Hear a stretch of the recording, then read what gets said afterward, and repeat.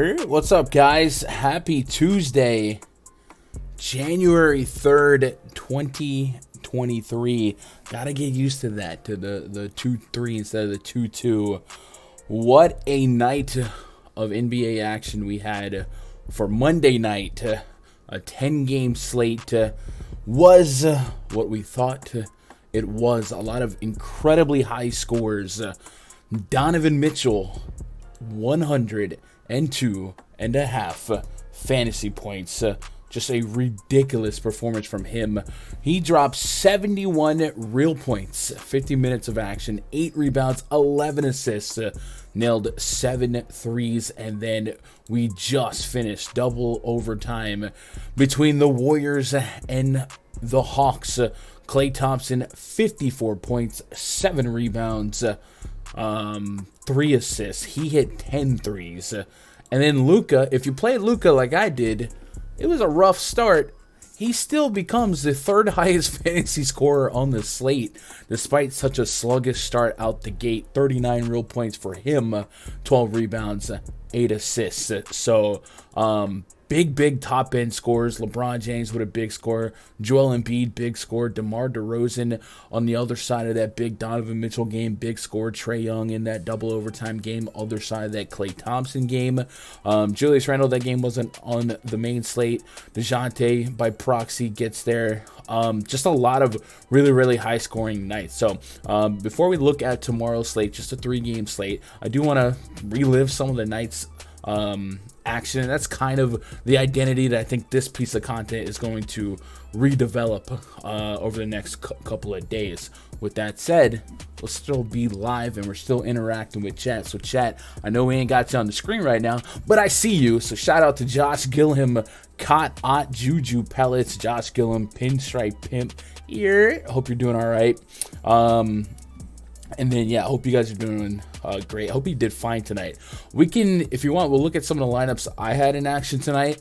We'll look at what maybe won. And then maybe that could be kind of a staple to begin maybe some of these softer load streams where there's not as many games to break down, right? Cot says, I think 70 points is the highest score of all time with that many assists. Yeah, I think he was the first person ever to have that stat line. What up, Smoothie Silk? Hope you're doing all right. 32% Mitchell for me and didn't really matter. So I play most of my volume on FanDuel. So let's go look at FanDuel, what I ran out. This is the 20 entry max on FanDuel. My top lineup scored 425.9 FanDuel points. It didn't even finish top 300 in a 20 entry max. That's what kind of night it was over on FanDuel. First place in the 20 max, 465.5 compared to my top lineup. I'm off the mark by 40 fantasy points. The difference, I guess, here would be Kyle Anderson. I kind of missed the mark on Kyle Anderson. That hurt me a little bit more in single entry as well. He's just one of those guys I do have trust issues with. 8 assists for him. D'Angelo Russell got ruled out. I should have been a little bit more vigilant on getting to him and maybe a little bit more trustworthy. I didn't think he was going to come in this high owned. He was actually 50% owned in my single entry, and I'll show that in just a second as well. Anthony Lamb kind of donked out. I got a lot of luck out of some of my top lineups tonight. I think Anthony Lamb benefited obviously from double OT. Big game from Collins. I was fine with that.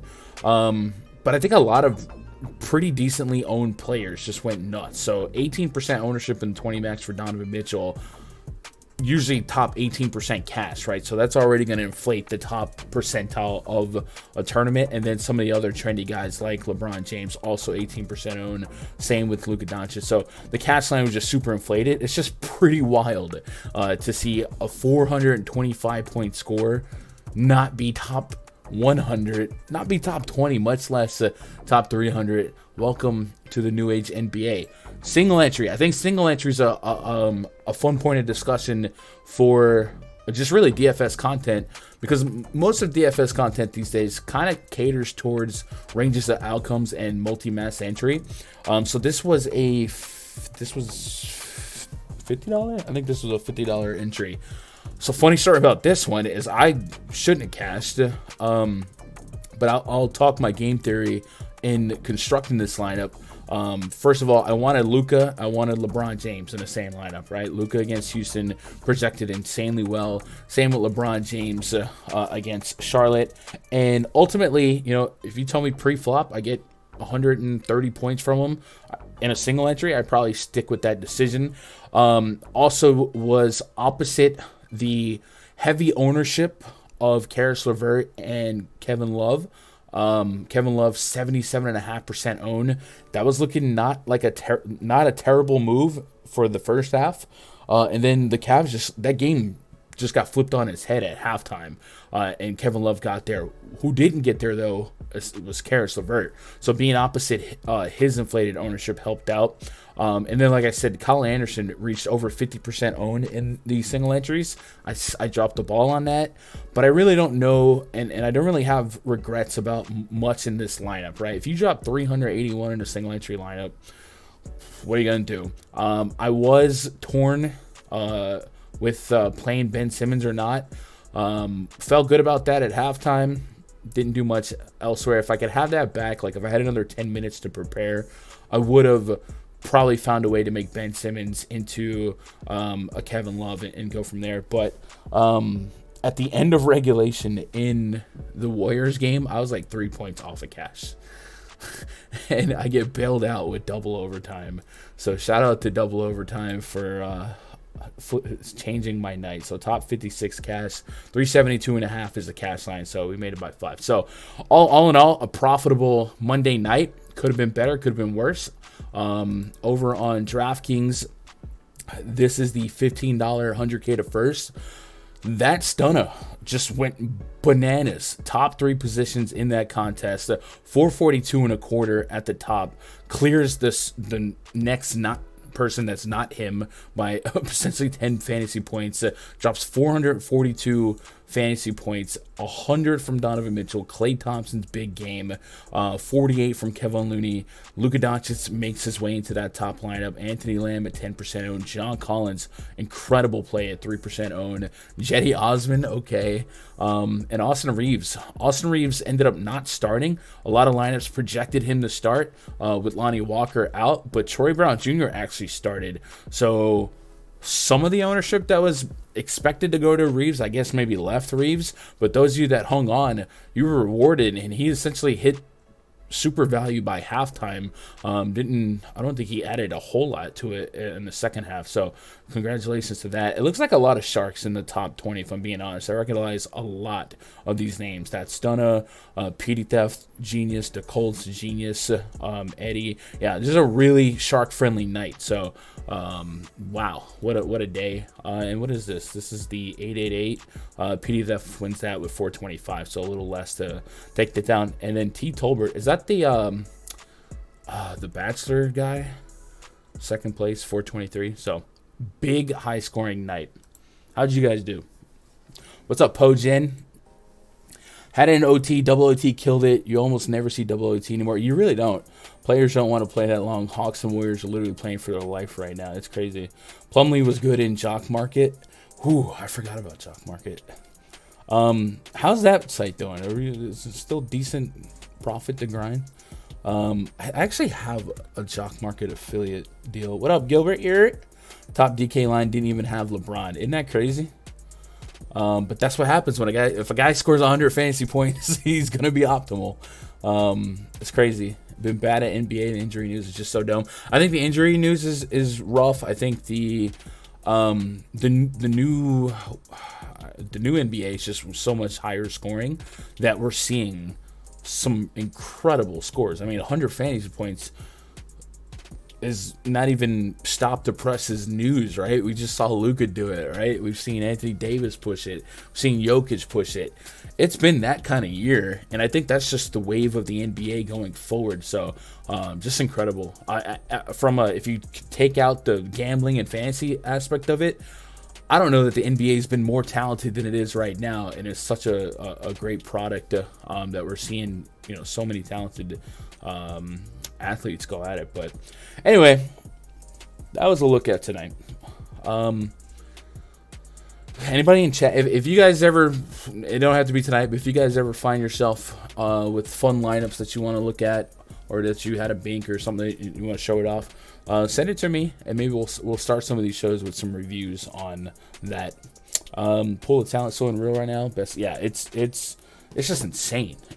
It's just insane. Like every week there's like a new MVP debate. Like we've seen Tatum in it, now we see Luke in it. Jokic is there, and you're like, can he win 3 years in a row? And it's just like, man, how talented is this league?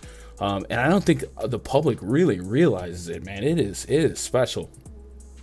Tomorrow night, or tonight rather, we got a 3-game slate on DraftKings and FanDuel. Some keynotes from this one. It's an 8 p.m. Eastern first game tip time. So it's an hour after the usual time of 7 p.m. Eastern. 2 games right there at 8. 1 game an hour later. And that's a Utah Jazz and Sacramento Kings game. Quick preview. Bucks hosting the Wizards. The Thunder, hosting the Celtics. Celtics right now just 8.5-point favorites. Kind of makes you go, and then the Utah Jazz and Kings, big total on that one, 242.5, with the home team Utah Jazz favored by $1.00. So I feel like we should discuss some fundamentals when it comes to approaching these smaller slates. It's less likely that a slate with 20 teams versus a slate with 6 teams sees multiple 60-plus fantasy point games. So a lot of times when we're going game by game and discussing potential plays, like yesterday, we're really geared on who has a true ceiling that one hits enough to get exposure to, and 2 can be optimal. On a 3-game slate, it plays a whole lot different, where I'm really just looking for points, as weird as that sounds. So floor is a little bit more, not more important, but floor has to be respected, and just the median projection has to be respected. And no matter what your process is, some people have a process where it's 6x, 5x plus 10, blah, blah, blah, blah. On this slate, I don't really overthink that type of stuff. Just whatever fits. If the lineup makes sense, let's run it. I don't necessarily overthink it, right? If Giannis just dropped 60 today, but he's still the highest scorer by 15 points because of how scarce the slate is selection-wise, he probably still finds himself being optimal. So let's get into it. Wizards at the Bucks, game 1. We have floating tags for Bradley Beal and Giannis. I believe Giannis is officially probable, but we'll go pull up the NBC Sports Edge depth chart. We'll make our first stop at the Bucks, and I forgot, it goes by city. I was looking for B for Bucks. Giannis is probable. Drew Holiday probable. George Hill probable. So it looks like they're going to be all systems go. Sansa, Chris Middleton. So that's good news for them. And then the Wizards, we got to figure out what's going on with Bradley Beal. Left hamstring soreness. He did not play against the Bucks on Sunday. That was his 3rd game in a row that he missed. So we can maybe look at what could happen if we repeat that, right? So let's go pull up Washington. Actually, is Washington not even on this rotate? Oh, maybe the calendar flipped now, right? Here we go. So in that last game, we saw Kispert, Gafford, Monte Morris, Kuzma, and Porzingis start and basically play most of the game until it was basically over. And Giannis was out that game as well. So this was Sunday during NFL, right? So most of us maybe didn't pay attention to this. Score was 118-95. Bucks lost. So, okay. All right. So I guess now that we have a little bit more data, minute-wise, of Kuzma and Porzingis without Bradley Beal, just to prepare, let's get official numbers on that if Bill can't go. What's up, Anthony? Is this live? No, but I had a feeling that you would come in right at this time, and I was like, let me put that in there. And yeah, anyway, that's whatever. Stupid. Yeah, and it's live. We're trying to launch a night show as well here. Look for some hosts maybe tomorrow. I expect to do a lot of solo stuff on this content, but I think for the bigger slates, we'll have a little bit more fun with the homies, you know. Porzingis is at 1.3 fantasy point per minute this season without Bradley Beal. With Kuzma, Kuzma is a little over 1 fantasy point per minute. Both of them very high usage rates, 28% on Kuzma, 30% on Porzingis, and then Monte Morris just under a fantasy point per minute. Just a 15% usage rate, however, a 30% assist rate. So something to keep an eye on if Bradley Beal doesn't go. Obviously, if Beal does go, this situation becomes much more volatile and a little bit harder to predict. But like I said, because it's a 3-game slate and it also involves the Oklahoma City Thunder in a lopsided game, while we wouldn't have the warm and fuzzies on who to select in like one lineup, and I'm probably going to throw 20 at tomorrow as well, I think that's where we start telling the stories in multiple lineups, right? If you run this game X amount of times, Kuzma's going to pop, Beal's going to pop, Porzingis is going to pop, and maybe consistently enough, they all average just over a fantasy point per minute. None of them get there in the grand scheme of a usual slate, but I think on this slate, it's certainly worth rotating those guys through and through. If Beal does play, it does lessen my interest in Monte Morris. It does lower my minute projections there. And then Rui Hachimura on DraftKings has been a fun tournament play in the past week, right? There was that 3 games ago, 40 fantasy points and then 38 in that last outing, 28, 29, 32 minutes in the last 3 games. So I do think those minutes look like they'll be his as long as Gafford and Gibson down. Is that the direct correlation here, or do we just think Hachi's good for minutes no matter what? Gafford played that last game, right? So what's the news on Gafford? Oh, that's not it. All right, we're going to close that out. Gafford. I don't have nothing on Gafford. Rui just might, be set up to be 6-man. Yeah, I don't have anything on Gafford. But I have a GTD tag on Gafford, but I don't have a designation. So maybe it's nothing? No, there's a Q tag here. Says Gafford ended his night prematurely, heading to the locker room with an apparent ankle injury. Okay. So he left. Man, it's like he left with everyone else, though. So it's just like convenient, right? I don't know. Anyway, what's up, Tupelo? Bring up football game, but what do they do if winning?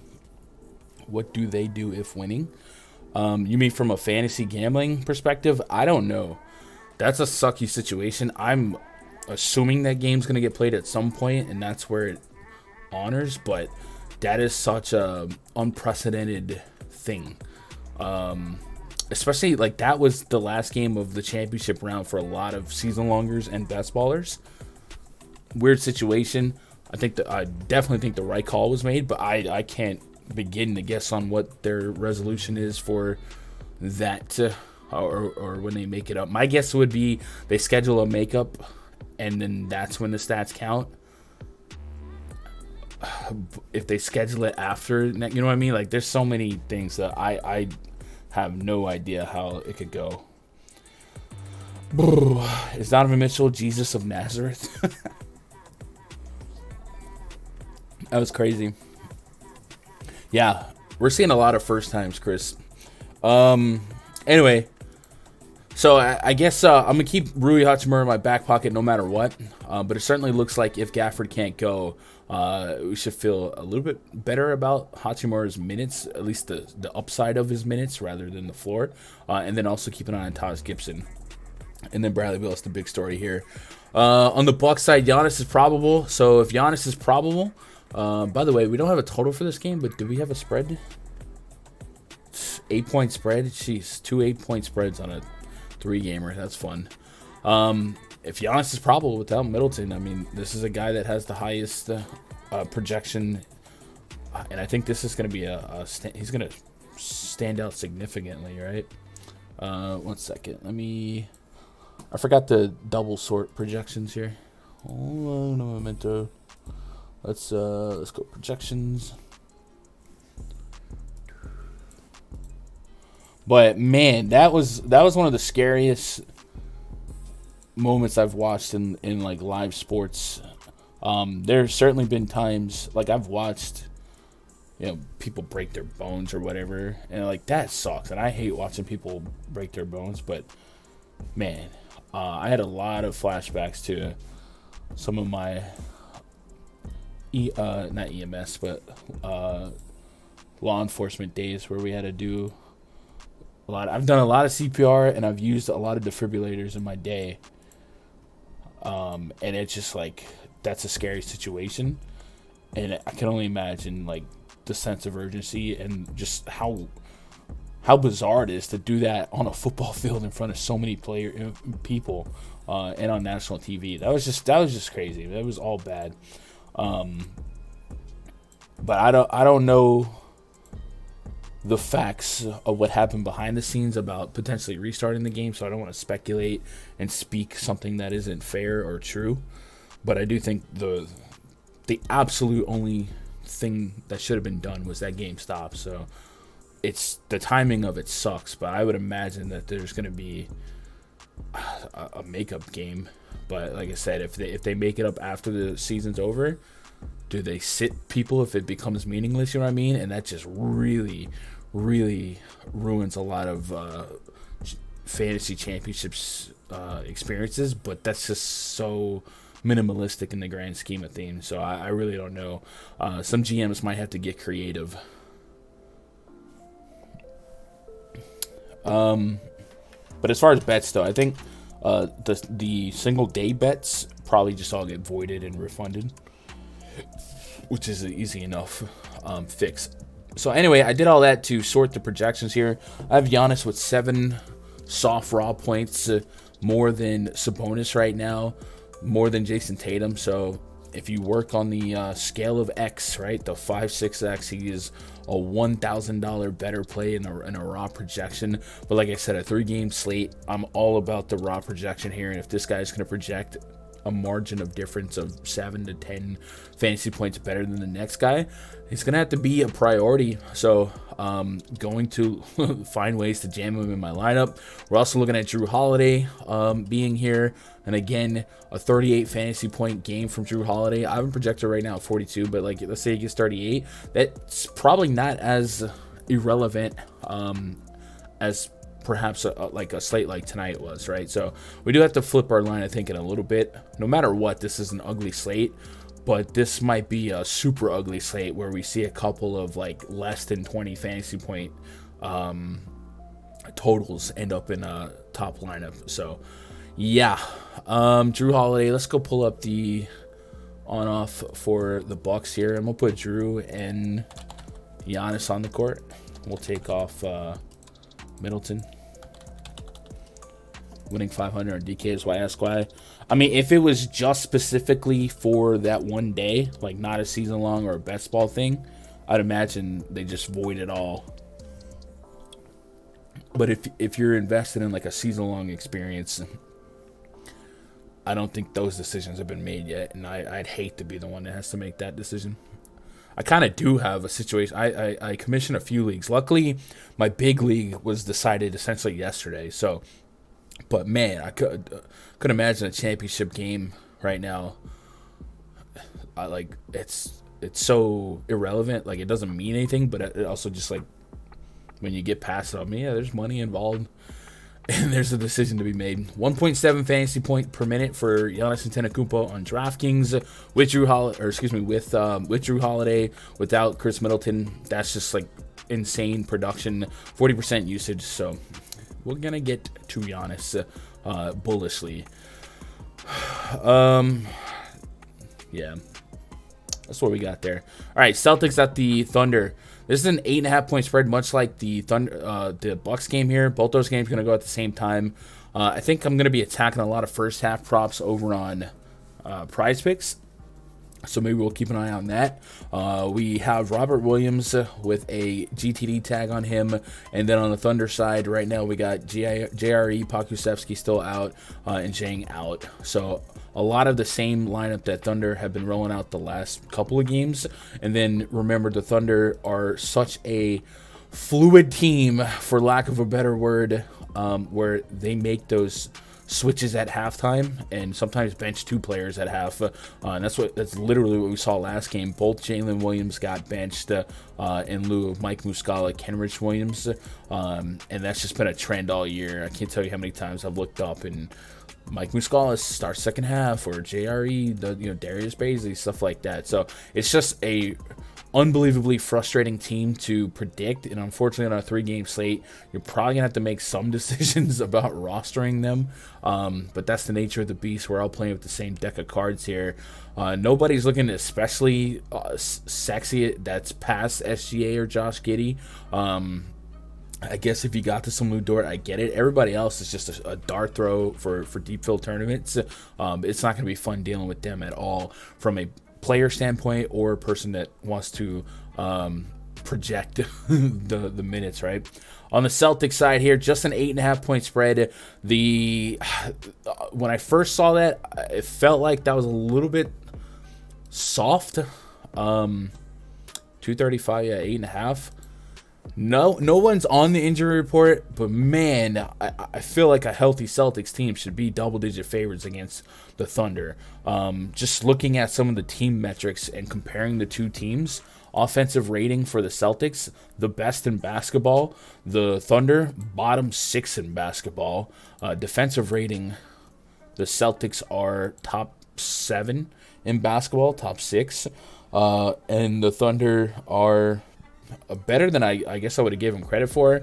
Thunder with a minus 1.6 net rating. That's also maybe better than I would have given credit for, with the Celtics, I believe, leading the league in net rating. Yep. So I feel like my line would have been 12.5, but hey, I would have been wrong yesterday about the Raptors too. So yeah. Fantasy wise, I got over 53 fantasy points. Soft projected on Jason Tatum. Jaylen Brown's pushing 50s. Usually I'll make a rule to not double dip those guys, kind of like the DeRozan Levine mindset, even though yesterday double OT, whatever, or overtime, whatever. Today I probably don't set that rule. I'm just trying to attack the slate with raw fantasy points. Tatum's going to be harder to get to at 11K on FanDuel, 10.7K on DraftKings, because that type of money probably feels safer in the hands of a Giannis, in a Domantas Sabonis, in the tightest spread on the slate, in a dream matchup. So maybe that keeps his ownership low for a 3-game slate. And then other guys in this game maybe fall by the wayside. Al Horford. Keep an eye on Robert Williams. Robert Williams is got a GTD tag on him, or a questionable tag on him, due to left knee injury management, and this certainly feels like a throwaway game. So in his absence, yeah, there might be some minutes for Grant Williams, Blake Griffin, somebody like that. But I think Horford might have a shot for 30 minutes, and 30 minutes just might be enough on this type of slate for him to, spit a usable 25 fantasy points into the bucket. 30, 32, 30, 36 minutes his last couple games. 32 minutes against OKC last time out, 37 fantasy points with a block and a steal. And this front court for the Thunder, this version of the front court, is so undermatched. That's a good spot for Al Horford. If we look at the advanced numbers here, Al Horford is offering, let's see, 3 points in the paint per game. So it's not like he's getting all of his points specifically in the paint, but it is a favorable spot for centers to score in the paint. This is just a good spot for all of the bigs, and I think Horford's in a usable spot. So I will be getting Al Horford probably no matter what, but especially if Robert Williams gets that opportunity to rest here. And then we also might see Grant Williams pop up in the projections, because Horford's one of those names that's not on the list right now, but if I was looking at potential load management opportunities against a team like the Thunder, I feel like Al Horford resting makes sense. Grant Williams likely to see 25-ish minutes, and if we play the score or the spread, I think Grant Williams at 3,500 on DraftKings, probably somebody that's going to land in lineups for me, because I'm willing to accept vomit amounts of fantasy points at the 3K range today. So I don't mind getting to him. On FanDuel, it's a harder sell, but on DK, if I put 25 minutes in, I'm getting 20 fantasy points. Usually not enough for me to care, but I'll take it on this slate from what we're looking at. Everyone else is just, if they fall, they fall, right? I don't think I'm going to take anyone specifically out for the Celtics, but this will be a slate where I have more time to create correlated groups in Fantasy Cruncher and maybe set some rules, right? Like, I probably ain't going to want 4 guards or maybe even 3 guards from the Celtics to fall in the same lineup and so on and so forth. And I don't know what I'm going to do with the Thunder, but it's probably going to be one of those spots where I cap all these tertiary guys at like 5, 7, 8, 10%, and I make strict rules to not have Muscala in lineups with Jalen Williams, vice versa, you know what I mean? So we just tap into that one player's potential, but none of those guys are in plus matchups no matter what. I'm just kind of playing for this game to maybe not be super competitive in the second half. Yeah. What up, Ayo? Here. Hope you're doing all right. No one paying for 7K Bobby Portis for Giannis and Drew back might be a good tournament play. On this slate, yeah. Certainly we'll be able to play the ownerships pretty well. What up, Cheyenne? Hope you're doing all right. Happy New Year. Just stopping to leave a like when I wake up. 100% Donovan Mitchell. Great night. Let's go. I didn't bet Mitchell's points, but I didn't bet Mitchell's assists. Matter of fact, I put out some PrizePicks plays in the, let's see, in the rundfs.com Discord. I also put them in the members here. So my leans were Beverly over 9.5 fantasy points first half, Claxton over 14.5 fantasy points first half. That was a sweat. LaMelo over 7.5 fantasy point or 7.5 assists. That didn't hit. But then I took Mitchell over 6 assists on the merit that Evan Mobley got ruled out. Gave him another shooter in Kevin Love. And I forgot to add it here, but I did mention it in the rundfs.com Discord that I was on Siakam's assist when Gary Trent was put in the starting lineup. So of the 5 picks, 4 of them hit. So we doubled up on the 5-pick flex, and then we rotated all the other ones. So it was a profitable night on PrizePicks as well. Just a really good night tonight, profit-wise. Didn't really have any dogs in the hunt to make digits in front of a comma, you know what I mean? But just a good profitable night. And those are nights we'll take when the baseline research pays off. If you guys didn't play on PrizePicks last night, I say it all the time, man. Those big slates are kind of the Honeywell for PrizePicks, in my opinion. 10 games, 20 teams, that's a lot of opportunity. And I love PrizePicks because it's letting you bet on stuff that's not necessarily offered elsewhere. I love the first half splits where you can. So I took Nick Claxton first half fantasy points, was worried about a blowout. Loved the front court matchup. Well, guess what? Claxton actually missed his full game fantasy point prop, but hit his first half. So that's how I was attacking some of those blowouts where they just split the number in half. Sure, it's volatile. I'm not saying that's like the best process, but that's how I handle some of those spots. So that hit for me. Same with Patrick Beverly when Lonnie Walker got rolled up. Beverly crushed that first half prop as well. So that's what I like to do. If you guys haven't tried PrizePicks and you don't want to, you have an itch, I'll say, to play every slate, but you understand that a Thunder slate may not be the most fun. Well, hey, man, get on PrizePicks and concentrate that action a little bit more. Yeah, maybe the ROI is a little softer, right? You don't have the allure of winning 100K to first. But you still make some money, and you can go out and just keep an eye on the phone, sweat the box scores. If you sign up using code GUNDECKER, they'll double your first deposit up to $100. And every time one of you guys uses my name in the sign up, but they show me some love and they help support this channel, keep a lot of this content free. So it's a win-win for everybody. You don't have to deposit $100. You can deposit $10. They'll make it $20, and you can work with that. On Tuesdays, they do the Taco Tuesday promotion. If you're part of the Discord community over there, they'll have a vote in their Discord community on what player they want to discount. What they do is they will discount a popular prop that's offered, and I forget what the official discount. It might be like 20%. So you get a chance to take a softer line on a player. And then they also offer voting for that on Twitter as well. So check that out. We might have some PrizePicks content later in the day. I hate covering 3-game slates, but hey, man, we're all playing with the same deck of cards, right? Check them out. Tell them we sent you, and make some of those some of those cards, share them with the Discord community, man. They're kind of fun to sweat. Did you go over what happened if Monk and Herter sit? We're about to go into that game right now, Josh. Oh, shoot. I have the wrong screen open right now. Whoops. My bad, chat. Isn't that transition pretty cool? There we go. So, last game tonight, only an hour after the other two games start. So, you get kind of a break for late swap. Utah Jazz hosting Sacramento Kings. We got 242.5 total. The Jazz favored by 2.5.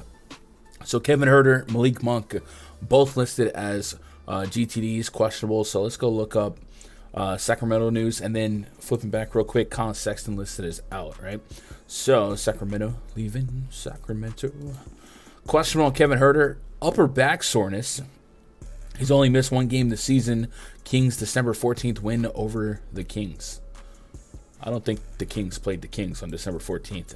And then Malik Monk, right shoulder soreness, questionable. Says Monk is yet to miss a game this season. So they've combined to miss one game. So we'll see what happens there. Hopefully we have that information. Like I said, it's only an hour after the first game tips. So I think there's a good chance we do have that. It says if both sit, Matthew Dellavedova may also be in the rotation. I don't know that I want to get to Delly, but we might get to guys like Terrence Davis.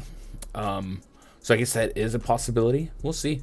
This is the game, right? This is the game you want to attack when you look at all three of these games on the slate. This one has the highest total, the tightest spread, and two of the more fantasy-friendly metrics that we want to attack, right? Fast pace, both teams over 100 in the pace rating, both teams over 115 in the offensive rating, and defensively over 114. So this is just should be a shootout. So there's not much not to like here, and I think this will be the most owned spot of the night. Maybe sounds like a Giannis or something like that, but I think it's a very game stackable situation. Did mention Colin Sexton listed as out. On the Sacramento Kings side, let's go pull up their on-off court tool, and let's put Fox and Sabonis on. Now we're starting to get some more minutes together. Sabonis had a rough start to the season fantasy-wise, but I think oftentimes bigs tend to do that. They come out the gate slow, and then once they get the wind built up, they start flourishing again. We've seen that with Jokic to start seasons every now and then. I think we saw it with Luka to start last season. 1.36 fantasy points per minute for Sabonis on the court with Fox. Fox is at 1.16. Sabonis is just at a 22% usage rate in doing that, but it's just because he's filling up the stat sheet with everything else. He also has a 27% assist rate. And De'Aaron Fox, 28% usage rate and a 23% assist rate. So looks pretty good. When it comes to the Jazz, they are very attackable interior wise, 56.2 points in the paint per game. I love picking on them with centers. I think that is top 1 to top 3 in basketball.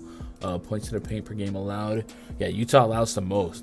Ironically, the Kings allow the second most. So it should be a lot of interior scoring. And I don't necessarily mean that just for centers. For instance, if we go to De'Aaron Fox, Fox is averaging 23.4 total points per game, and a little under half of those are in the paint. So guys like him, Ja Morant, those are guards that like to drive to the rack and score closer to the rim. So it is a net plus for De'Aaron Fox to have a matchup that allows fruitful scoring in the paint. It also works out really well for like a pick and roll between him and Domantas Sabonis and stuff like that.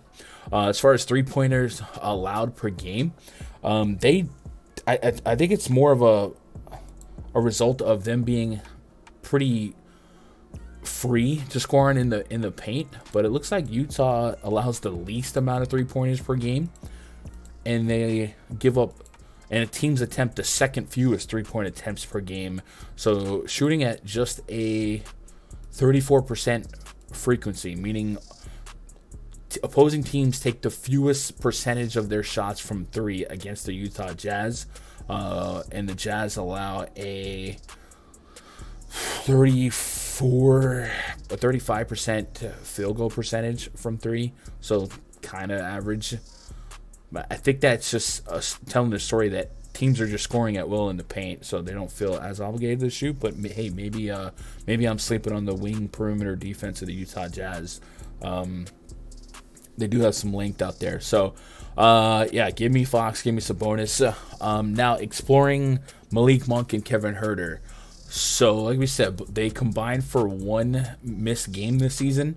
But to brace ourselves on what could happen, I think we've seen Terrence Davis start, right? Didn't Terrence Davis start against the Raptors, I want to say? So maybe that's a range of outcome. Let's see, Sacramento. Let's just look at the minute rotation and just kind of paint a picture that way. Sacramento. And we just kind of see who's playing immediate backup minutes here. Monk looks like he's playing a lot opposite of Kevin Huerter. A little bit of overlap. So just kind of rotating guards in there. And then Davion Mitchell at 15 minutes. He does get involved in the first quarter. So looks like it may not be a crazy thing to assume that if Huerter and Malik Monk were down, that maybe Davion Mitchell is the immediate beneficiary. Yeah, Dellavedova becomes an option as well. But I think it's Terrence Davis, not Davion Mitchell. Well, maybe Davion Mitchell as well. Yeah, Davion Mitchell, and then maybe Terrence Davis. And then it just becomes kind of flimsy from there. So,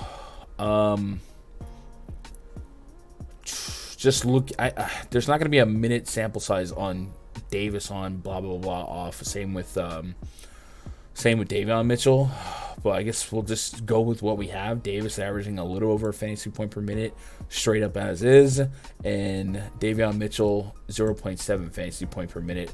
Both guys rocking modest usage rates, right? 15% for Davion Mitchell, that's pretty low. Terrence Davis is at 20%. I don't think he can hold a 20% if he does start alongside Fox and Sabonis. What was... I'm trying to think. That game that Terrence Davis started, was that the game that Huerter missed? Let's see. Terrence Davis, DKP by game log with, 25 minutes last 20 games. I figure out what game that was. I feel like I was on it live before Locke and Eric was all over it. Was it November 15th? Was that coinciding with the with Huerter being out? No, Huerter played. No, Davis just played those minutes. Fudge.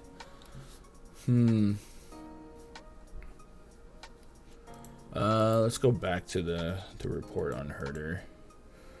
Huerter missed on December 14th. So let's go to rotations for December 14th.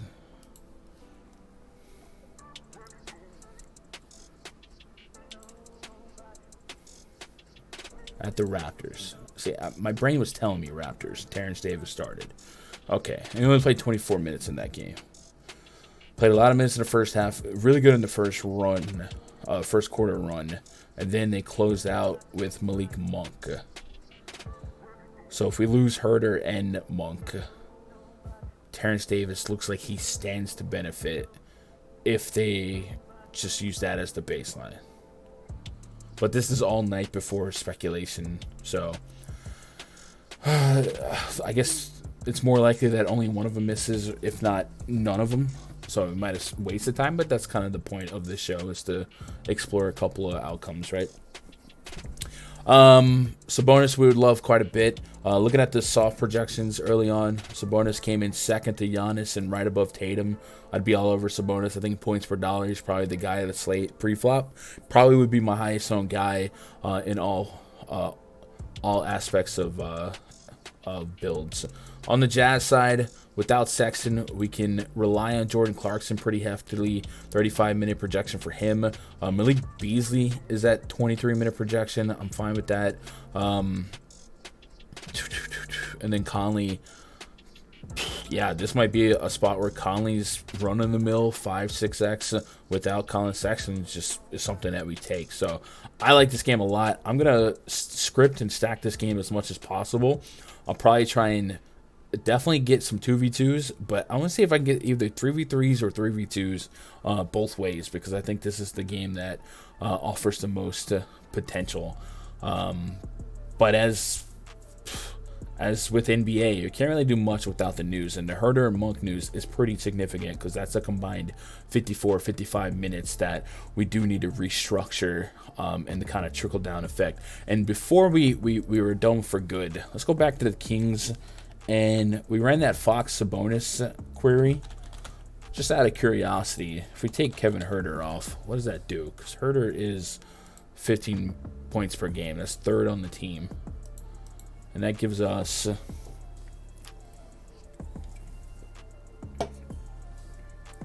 28% usage on Fox, 1.16. So nothing crazy here. Terrence Davis, $1.25. So yeah, that's what we just looked up. So Terrence Davis is the guy we're watching. Yeah, that's it. Chat, you guys got anything? Otherwise, that's our first look for the 3-game Tuesday night slate. We'll be looking out for the Taco Tuesday promotion from PrizePicks. Be sure you guys are on PrizePicks, looking out for some of the softer opportunities. We do have a little bit of a board from PrizePicks right now. To give us kind of a start. We do get a chance to bet night before props. It is risky because you just don't know, but also you can maybe go off of some hunches here, and usually the worst time to shop a player prop is before the game rather than the night before. So knowing what we do know with this match, with like the main event, the Jazz game being so soft, especially in the paint, maybe it's a spot where we attack them with our paint scores. Sabonis, by the way, 12 points per game in the paint. Fox, 10.6 points per game in the paint, a 240 total. And we're looking at a game average of 18.6. So they gave us a 20.5 prop for him. And then Fox is at 23. So do we get Fox at like 25, 26, 24.5? So they juiced him. They juiced him. No discounts there. But I usually wait for the fantasy points to become available before I make decisions. But we do have some lines to look at. That's going to do it. Before you guys get out of here, just do me a favor, hit that thumbs up. I appreciate you guys stopping by. We'll be back probably with a live show later today. Taking another abbreviated look. That'll probably be an hour later than usual because there's an hour before the usual start time, maybe even 2 hours since it's only a 3-game slate. But we'll have that scheduled. You'll be able to see that in the YouTube channel. If you got anything else from me, twitter.com/Gundacker. I'll be in the Discord all day long, all day strong. You guys jump in there, rundfs.com. Get that year pass. Lock in. Finish up NBA. Get the entire baseball season. And then you basically get the next NFL season. I appreciate you guys. I love you guys. I really do. Good luck. God bless. And go win some money.